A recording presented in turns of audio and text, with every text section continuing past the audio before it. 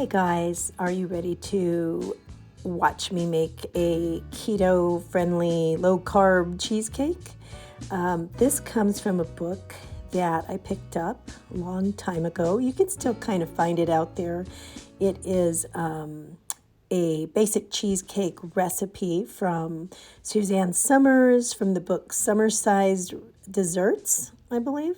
And so she's got some really, really great low-carb recipes in here. Some of them quick, some of them a little more labor-intensive. This one is pretty easy, but it just takes a little preparation and some time to do it.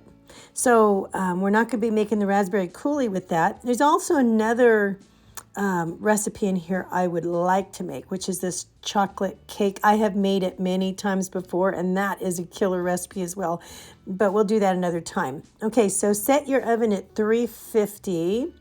We're going to preheat it, and these are the ingredients that we're going to use. We're going to be using 3 of these 8-ounce boxes of cream cheese. I'm using the low-fat version, and I'm going to be using 1 cup of sour cream. I use lactose-free just to make it easier on myself.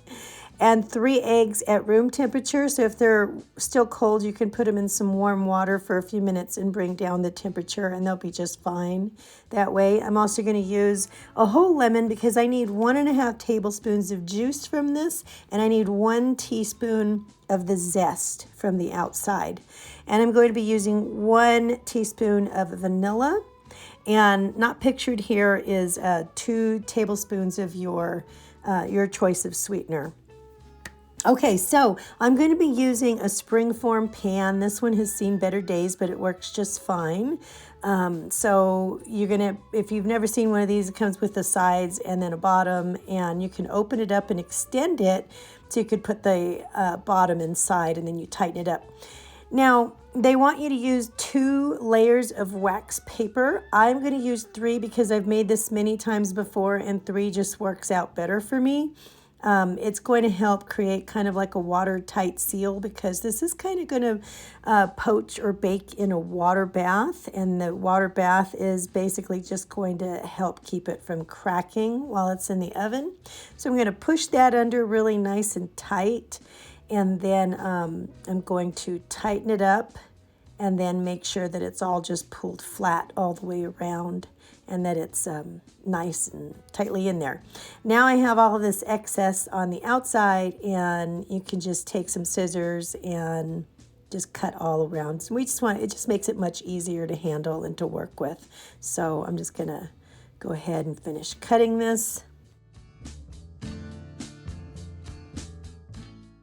Okay, now I'm going to take some foil, aluminum foil, and I'm just going to kind of bring out about that much. I'm going to make kind of a crisscross design, and the little springform pan is going to go in the middle of this because I'm going to make a little bit more of a watertight seal and just kind of like, protect the cheesecake basically while it's cooking in the water bath. So I'm just going to kind of like fold up the edges.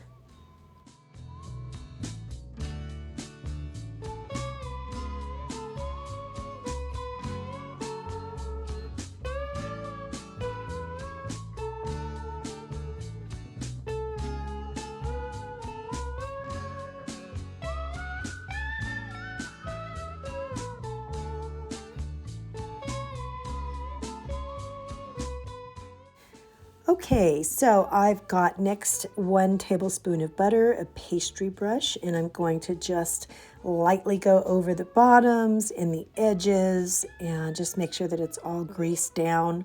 In the past, when I've made this, I've just, if I couldn't find the pastry brush, I'd just take maybe a nice clean paper towel, take a little tablespoon of butter that's kind of soft, and then just take the paper towel and wipe it down, and it's just fine. It works the same. But this pastry brush came in a kit that my husband gave me, and so it's really cute, so I thought I'd use it. Okay, so I am using Swerve to sweeten my ingredients. You can use any type of sweetener that you want. Now, the recipe called for 2 tablespoons of sweetener, and I found 2 tablespoons of Swerve just wasn't sweet enough, so I went back and I put 2 more in. So as you beat in this with the cream cheese, your sweetener, you want to taste it at this point. If it's not sweet enough for you, sweeten it up, baby. Sweeten it up right now, because this is the time to do it, not after you add the eggs, because then that would be kind of like, raw eggs. I don't think that's very safe. But anyway, so I'm going to add in the eggs at this point, one at a time. I'm just going to make sure that they mix in really well. And then I will add in my 1 cup of sour cream. And at this point, I guess you could use light sour cream if you want. It's up to you. I'm using full fat. And I'm going to zest my lemon right in here. You just need like 1 teaspoon of lemon. I like a lot of it, of lemon zest. And I've just squeezed it. And so now I've got 1.5 tablespoons. That's going in here as well. And again, you can play with this recipe. If you don't like lemon, then you can use orange, right? But I think lemon works really well. It works with blueberry topping. It works with so many other different types of topping. And I'm going to stick my vanilla in there and just make sure that it mixes up really well. And then now we are going to pour it into the pan. The pan is nice and prepared. And so I want to make sure that I get a really nice, even pour right into the pan. I really love this recipe. It's a crustless recipe, you'll notice, so we don't have to worry about the extra calories of like a nut crust or cookie crust or anything like that. So it's just a low carb, nice little all around cheesecake. Everybody loves it too. Okay, so next I'm going to take a cookie sheet. I'm going to put it right in the middle here. And this little cookie sheet has kind of like a high edge. I want to pour in enough water all the way around the pan to make like a 1-inch water bath of water. It's going to come up about 1 inch around the pan. They do recommend that you do this part in the oven so that you've got the pan sitting in the oven. You don't have to like carry it over the oven and then it spills everywhere. But this one has kind of a high lip, so I don't really, I'm not going to spill it. I can do this for the camera and then just walk it over and stick it in the oven, and I don't have a problem with that. But with my lower cookie sheets, I've always set this right into the oven and then added the water while it was sitting there. Okay, so I'm going to set my oven for 1 hour, and it's been cooking for an hour. Now you're going to just leave it in there for an additional hour. So there's the wait time there. You put it together really fast, but you do have to wait for it. So it's been sitting there an hour cooling, and now I can take it out. It actually looks really, really good. There's no crack going right across the top. There's little cracks on the side, but that's okay. It doesn't have this humongous Grand Canyon crevice going through the middle. Okay, so it looks really good. It's been chilling overnight, and now it's nice and stiff and cold. And so now it's time to transfer to a really pretty plate. So you have to take it apart very carefully though, because first of all, there is going to be a little bit of water trapped in the foil. It just gets in there. And so you want to get rid of that first of all. And then you don't want to open the springform pan at this point. Don't open that until you take a butter knife and just rub it around the edge so that you're separating the cheesecake from the pan. It's going to be really easy. I'm just trying to stay really close to the edge because I don't want to slice through the cheesecake. And now you can open it, and it should just come right off. Okay, we're going to move that over.